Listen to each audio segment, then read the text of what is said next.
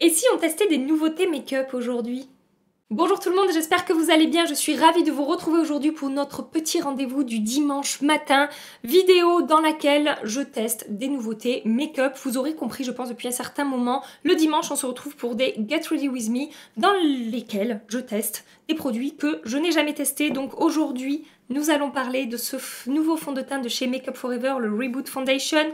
Nous allons parler du nouvel enlumineur de chez Marc Jacobs. Nous allons aussi parler des nouveautés de chez MAC. Bref, je vais réaliser ce maquillage. Je vais tout de suite passer à l'application du make-up. Mais juste avant ça, pensez à liker cette vidéo si elle vous a plu, si vous avez passé un agréable petit moment avec moi et si ce joli maquillage vous plaît.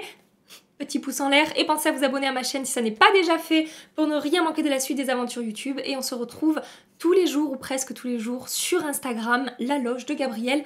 Je vous conseille de m'y rejoindre. Je vais commencer par le teint et donc aujourd'hui comme fond de teint je vais utiliser cette nouveauté de chez Make Up For Ever. Il s'agit du fond de teint Reboot Foundation que j'ai pris en teinte Y245 qui promet plein de jolies choses. Je vous en parle dans un tout petit instant. Juste avant je vais vous parler des bases que j'ai testées avec ce fond de teint. J'ai testé la base Milk Hydro Grip Primer que j'ai achetée sur le site London Loves Beauty qui est une base que j'adore utiliser par exemple avec le Velvet Matte Skin de chez Make Up For Ever toujours mais en version poudre. Par contre avec cette version, avec ce fond de teint là, le Reboot de chez Make Up For Ever, je préfère utiliser la Original Skin de chez Origins. Je trouve que ça se passe beaucoup mieux, donc c'est ce que je vais faire aujourd'hui. C'est une base qui va apporter un petit peu d'éclat, qui va rafraîchir le teint, qui va lisser un petit peu la peau et surtout ça contrôle mon excès de sébum et ça m'empêche de briller. Voilà. Je passe donc maintenant au fond de teint et donc qu'est-ce qu'il nous promet? Il nous promet de lisser, raffermir, hydrater, unifier et illuminer. J'arrive pas. Il promet d'unifier, d'illuminer, d'hydrater, de lisser et d'illuminer. Non, je l'ai déjà dit. J'arrive pas. Pourquoi j'arrive pas à retenir les 5? Il promet de raffermir, de lisser, d'unifier, d'illuminer et d'hydrater. Tout ça dans ce petit flacon. C'est un fond de teint qui va avoir une couvrance légère à moyenne. Quand on applique une seule couche, on a quelque chose de plutôt léger qui va bien unifier le teint, mais on voit encore quelques imperfections transparaître. Et on peut moduler, mais on n'aura pas une couvrance forte ou extrême avec ce fond de teint. Ça reste quelque chose d'assez léger sur la peau. Au niveau de la texture, je vous montre. C'est pas épais, mais ça n'est pas très fluide non plus. Voilà, on est un peu sur un autre 2. Ce fond de teint, ça fait 3 jours, maintenant que je le teste, 3 jours que je fais des essais avec ce produit. Il est très facile à appliquer, il n'y a aucun souci. Ils se font tout de suite à la peau, il n'y a pas de souci de démarcation, d'effet de matière ni quoi que ce soit, c'est tout de suite très joli en fait. Voilà ce que ça donne au niveau de la couvrance sur cette moitié-là de mon visage. J'avais appliqué 2 pompes sur ma main. Il en reste un peu moins d'une, sachant que quand même l'éponge, avec ce genre de texture, voilà, ça absorbe beaucoup de produits. Donc, bah écoutez, ça a quand même bien unifié mon teint.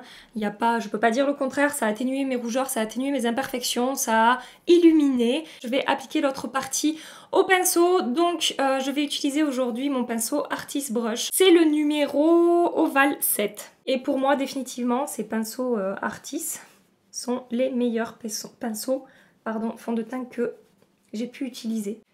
Donc, pour ce qui est de l'application au pinceau, écoutez, ça se passe très bien également. Ça se fond très bien à la peau. Je vais rajouter encore un petit peu de fond de teint. Bon, comme toujours, je préfère l'application à l'éponge, mais ça, c'est juste très personnel. Mais voilà, sachez que franchement, au pinceau, ça se passe très bien. Ça se fond bien à la peau, ça ne fait pas de stries. Voilà pour le rendu une fois que j'ai appliqué le fond de teint sur tout mon visage. Donc vous pouvez voir la lumière qui se dégage et l'éclat qui se dégage de ma peau. Vous pouvez voir que ça a bien unifié, que j'ai bien meilleure mine hein, depuis que j'ai appliqué ce fond de teint. Sachez que c'est très léger, très confortable, qu'on ne le sent pas sur la peau et qu'il n'y a aucun effet de matière. En fait, on ne le voit pas. Je continue donc mon maquillage sur mes cernes, mes satanés cernes. Je vais appliquer ce produit là de chez Herborian, je ne vous le présente plus, on est sur la CC Eye que j'adore. Ça fait un petit moment que je ne l'ai pas utilisé à la caméra mais sachez qu'ils sont là juste devant moi. Et donc c'est un produit qui va unifier le dessous de mon œil, qui va apporter de l'éclat, qui va apporter de l'hydratation aussi, sachant que j'ai le dessous d'œil vraiment déshydraté. C'est quelque chose que j'apprécie beaucoup.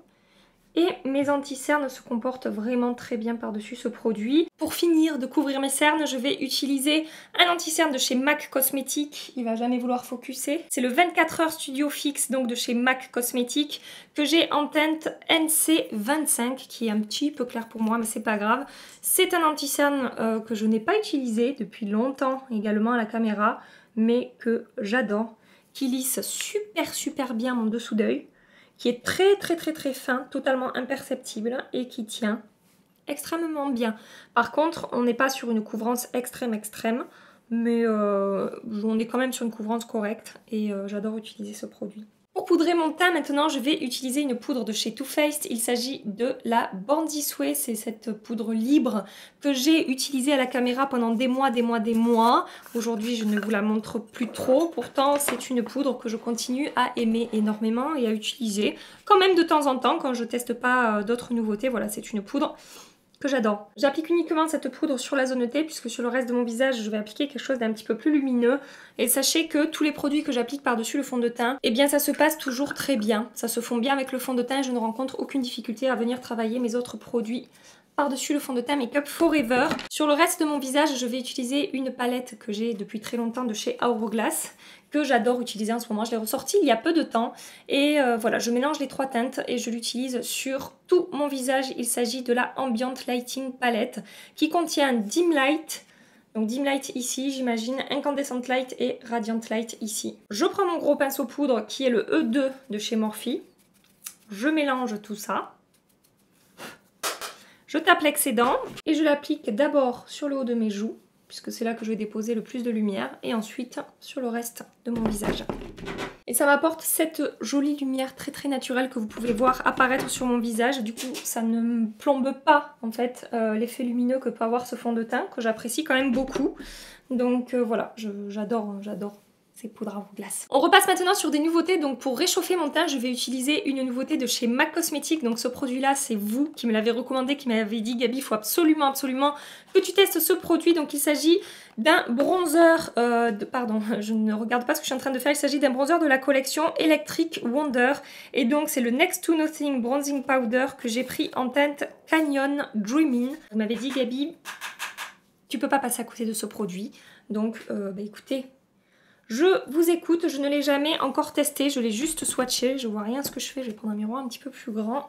J'applique ça avec mon blush brush de chez Real Technique, que moi j'utilise en ce moment pour appliquer mes bronzers.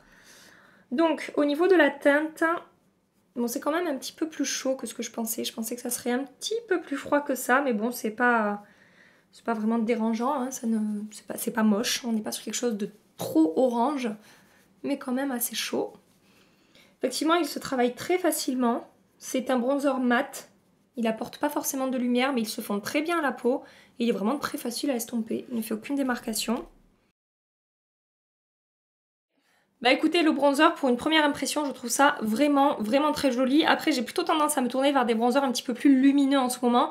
Mais pour un bronzer mat, franchement, il est vraiment très beau. Il n'y a rien à dire. Il s'est appliqué très facilement et le rendu est très joli sur la peau. Comme highlighter aujourd'hui, je vais utiliser ce que j'ai dans les mains depuis le début de cette vidéo. Pourquoi? Parce qu'il y a un immense miroir à l'intérieur. Il s'agit d'une nouveauté de chez Marc Jacobs. Donc regardez ça de plus près. Sachez qu'on a beaucoup de produits hein, dans ce boîtier. On va avoir attendez, 10 grammes d'enlumineur, ce qui n'est pas négligeable hein, au niveau de la quantité. Et donc il s'agit du Omega Glaze All Over Foil Luminizer. Donc c'est un enlumineur de la collection des défilés 2019, au printemps 2019. Et c'est la teinte Worth the Wait.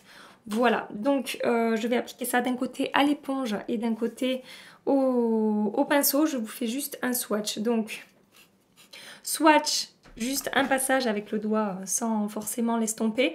Voilà, on est sur quelque chose d'assez glacé, une couleur un petit peu vanille dorée, j'ai envie de dire. Et ensuite, quand on estompe ce produit, ça donne ça. Voilà, donc il était sorti l'an dernier un produit qui a eu énormément de succès, un enlumineur de chez Marc Jacobs, qui était un petit peu foncé pour les peaux les plus claires. Donc là, je pense que ça va faire des heureuses, celui-ci. Celui de l'an dernier et celui de cette année. Voilà, vous pouvez voir qu'au niveau des teintes, c'est complètement différent. Je vais vous faire un petit swatch. Voilà pour les swatchs. Donc en bas, on a celui de l'an dernier et au-dessus, celui de cette année. Sachez que la texture est exactement la même. C'est juste en fait la teinte qui change complètement. J'applique un côté à l'éponge. C'est la première fois également hein, que j'applique ce produit. Je suis un peu remontée. Waouh! Waouh! C'est très beau. Je pensais que ça serait bien plus blanc que ça sur ma peau. Finalement, ça va très bien. Ça se fond très bien. C'est un petit peu plus en transparence que j'ai eu du mal à le dire, que ce que je pensais. Mais le rendu est magnifique. Hein. Ça se fond totalement à la peau. Il n'y a absolument pas d'effet poudre et d'effet sec sur la peau. Je sais pas ce que vous en pensez, mais magnifiquement fondu à la peau. J'adore. Franchement, j'adore. Et donc, je vais l'appliquer de l'autre côté au pinceau. On va voir également. Alors je sais jamais si vous voyez ce que je fais ou pas quand je suis de ce côté. J'ai pris l'habitude de l'autre côté, mais là. Donc au pinceau c'est très joli également. Ça se fond également très bien. J'utilise pardon le JH09. Bon après je trouve que c'est toujours plus fondu à l'éponge qu'au pinceau. Je pense que c'est modulable. C'est-à-dire que là j'en ai mis. J'en ai pas mis beaucoup, mais ça reste assez léger. Je vais humidifier mon pinceau. Voilà, et là on obtient quelque chose de beaucoup plus intense. Évidemment. Et là ça devient très intense. Comme blush maintenant, un blush que vous avez présenté dans un haul il y a quelques temps de ça. C'est à nouveau un produit de la collection Electric Wonder de chez MAC. C'est le blush Into Eternity, ce truc là. Et magnifique, ça fait du coup quelques fois que je le teste. Donc on est sur un blush qui est marbré comme ceci, qui est quand même un petit peu lumineux et qui est un excellent produit, qui va très bien se fondre à la peau, qui va réveiller le teint, qui va apporter bonne mine. Si vous aimez les glows très subtils, vous n'aurez pas besoin d'appliquer dans le lumineur avec ce produit. Moi j'aime bien en rajouter un petit peu. Mais franchement c'est un excellent blush. Il se travaille très facilement, la pigmentation est parfaite. Il ne fait pas d'effet de matière, il se fond totalement à la peau et il est vraiment, j'ai la jambe qui me gratte, il est vraiment très beau. Voilà. Pour me maquiller les yeux, je vais appliquer tout d'abord mon bronzer dans mon creux de paupière. Je vais vous montrer un petit peu ma routine make-up des yeux du moment. J'arrête pas de faire ça en ce moment en fait. J'applique mon bronzer dans mon creux de paupière et dans mon coin externe en formant un V. Et en général, une fois que j'ai fait ça, j'applique simplement un produit lumineux sur mes paupières, que ce soit un enlumineur ou une ombre en peau. Et donc sur Sephora, aujourd'hui, j'ai vu qu'ils venaient de sortir des nouvelles teintes, des Scatter Red Light de chez Hourglass. Alors je n'ai pas acheté de nouvelles teintes, mais ça m'a donné envie. Sachez que j'ai une toute petite caisse à tiroirs devant moi là et qu'ils sont toujours rangés dedans et que je m'en sers quand même très souvent.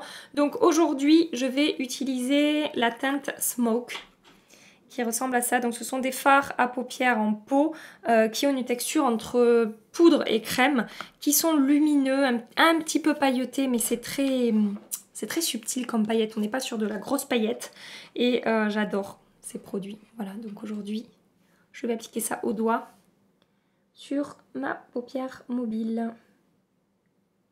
Regardez-moi la beauté de ce produit. Ces fards à Hourglass sont de toute beauté. Comme mascara, je vais utiliser ce mascara là de chez Too Faced qui est le Damn Girl que j'apprécie mais qui n'est pas non plus une découverte exceptionnelle. Mais vu que je l'ai acheté et que je l'ai ouvert, je l'utilise. Donc j'applique ce mascara. Je vais vous épargner ce moment qui ne sert strictement à rien dans une vidéo maquillage en tout cas. Je trouve qu'aujourd'hui ça n'a pas d'intérêt. Je reviens tout de suite. Et enfin pour terminer, je vais maquiller mes lèvres. Donc tout d'abord, je vais appliquer un crayon de chez Make Up Forever qui est quasiment fini. Hein. Ce qui veut dire que c'est un crayon que j'adore. Il s'agit du Aqualip en teinte 1C qui est un crayon nude en fait.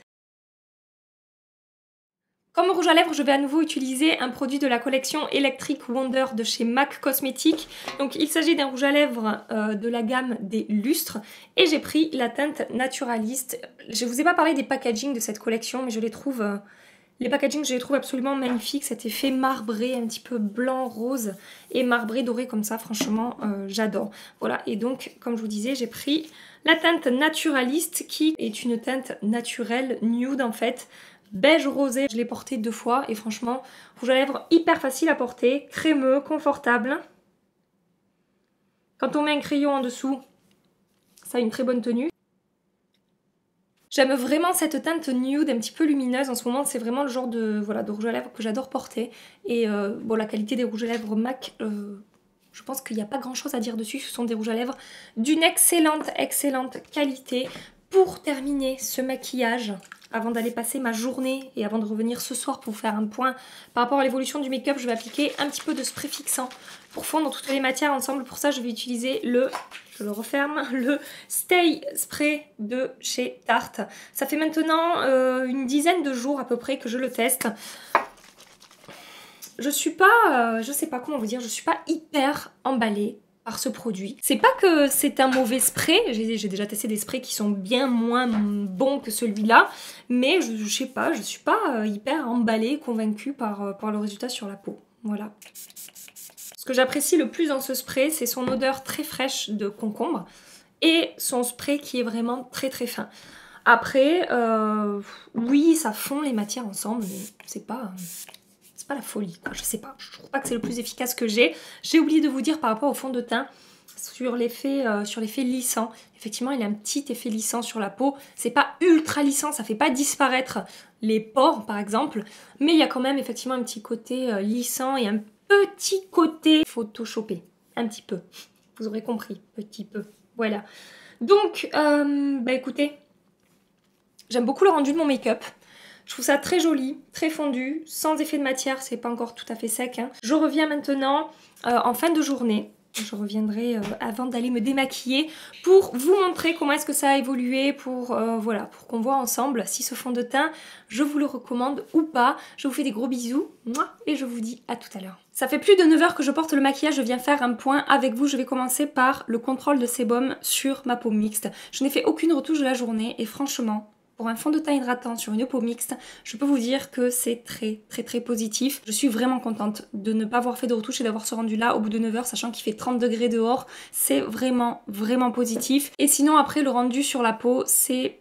J'ai presque envie de dire parfait, c'est-à-dire que je n'ai aucun effet de matière sur la peau. Une fois de plus avec un fond de teint Make Up Forever, c'est impeccable, ça ne s'est absolument pas séparé de ma peau, je n'ai aucun effet de texture, aucun effet de matière, c'est toujours aussi bien fondu et voilà, à chaque fois les fonds de teint Make Up Forever, personnellement sur ma peau je suis bluffée. Il n'y a que le Water Blend que j'avais pas trop aimé, mais enfin voilà, c'était pas un coup de cœur particulier, mais là, une fois de plus, chez Make Up Forever, là, le reboot, je suis super contente. Je brille quand même un tout petit peu plus, évidemment, que le matte Velvet Skin. En même temps, on est sur un fond de teint mat, donc c'est tout à fait logique. Donc, franchement, je trouve qu'il tient toutes ses promesses. C'est-à-dire que, donc, il a très bien tenu, avec un rendu très naturel tout au long de la journée. Il a bien unifié mon teint, il a bien illuminé mon teint. Le côté raffermissant, ça, bon, je peux pas trop vous dire. Il a vraiment un rendu naturel et je valide totalement ce fond de teint. Voilà, après sur une peau très grasse, je sais pas. Mais moi sur ma peau mixte, franchement, je suis ravie. Pour ce qui est dans le lumineur Marc Jacobs, sachez que je le valide également totalement. C'est mon deuxième coup de cœur dans cette vidéo.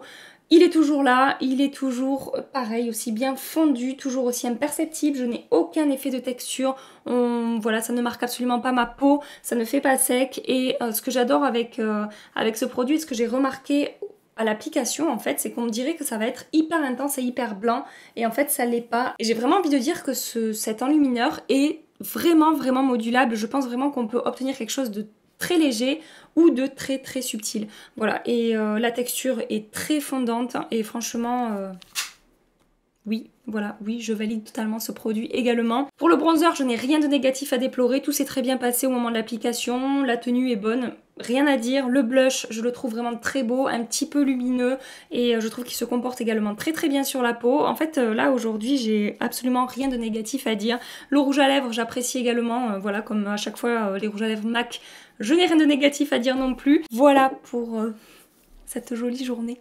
make-upesque. Qu'est-ce que vous en pensez? Qu'est-ce que vous pensez du résultat après 9 heures d'application? Est-ce que c'est moi qui me fais des films ou est-ce que c'est vraiment joli? C'est vraiment joli, non? Si vous avez testé ce fond de teint, partagez votre avis en commentaire, venez compléter ma revue. Et évidemment, si vous avez testé d'autres produits que j'ai appliqués, que j'ai utilisés dans cette vidéo, surtout n'hésitez pas à venir voilà, donner votre avis sur ces produits-là. Je vous laisse donc ici pour aujourd'hui. Si vous voulez voir d'autres vidéos test make-up, je vous les affiche ici. Vous pouvez cliquer dessus pour aller voir d'autres produits, d'autres nouveautés en action. En attendant ma prochaine vidéo, je vous fais des milliards et des milliards de bisous. Prenez soin de vous et à très bientôt. Bye bye!